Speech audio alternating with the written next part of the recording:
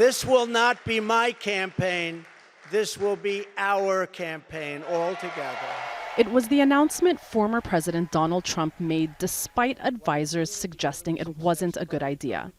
In order to make America great and glorious again, I am tonight announcing my candidacy for President of the United States. It was also the announcement his supporters have been waiting for. Outside Mar-a-Lago, only a few dozen Trump supporters were out, but they had plenty to say. He's still our president. He never stopped. It's just unfortunate that things took place the way they did, but he never took concession. He still is the president. He still is the commander-in-chief. No one respects the current president. World leaders think of him as weak, and that's just not the man we need right now. The Republican Party was hoping that a red wave during midterm elections would solidify their standing in the 2024 presidential election. But many of the congressional candidates that Trump backed, including those in key states, lost in a stunning fashion. He's facing multiple investigations on different fronts. Congressional hearings are ongoing into Trump's involvement in the January 6 Capitol riots. Liz Cheney, a member of Congress who's on the investigating committee, says Trump is detached from reality. It's also really important for people to look at what's happening and what he's doing, not just through a political lens, but through the basic facts of his total lack of fitness for office. He's unstable. He's also being investigated for his efforts to overturn the 2020 election results and his handling of classified documents that were seized from his Mar-a-Lago estate.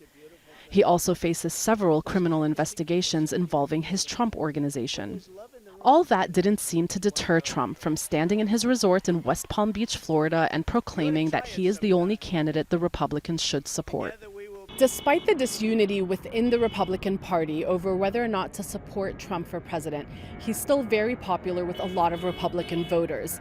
It's a base that other Republican candidates will definitely want to tap into. Ron DeSantis just won a landslide re-election as governor of Florida. He was once a Trump loyalist, but is now increasingly seen as Trump's biggest rival for the Republican nomination. And Governor DeSantis is in violation of his oath of office, what he claims all the other people have done, such as with the buses still here in Palm Beach County where they make you wear a mask, that they're in violation. Well, so is he. Trump's a wrecking ball in the system. I think that a lot of people agree that we can't trust the media anymore. I think that a lot of people agree that we can't trust the people in power anymore. I love Trump because he is the very first president to acknowledge black people. Also once an ardent supporter, his former Vice President, Mike Pence, who had this to say when asked if Trump should be president again. I think that's up to the American people. But I think we'll have better choices in the future. Americans have 2 years to decide who they want to lead the country next. But will the fragile Republican Party be able to come together to back the same candidate? There are still millions of Americans who support Donald Trump and many others who want to see him go away. Renee Odeh, Al Jazeera, West Palm Beach, Florida.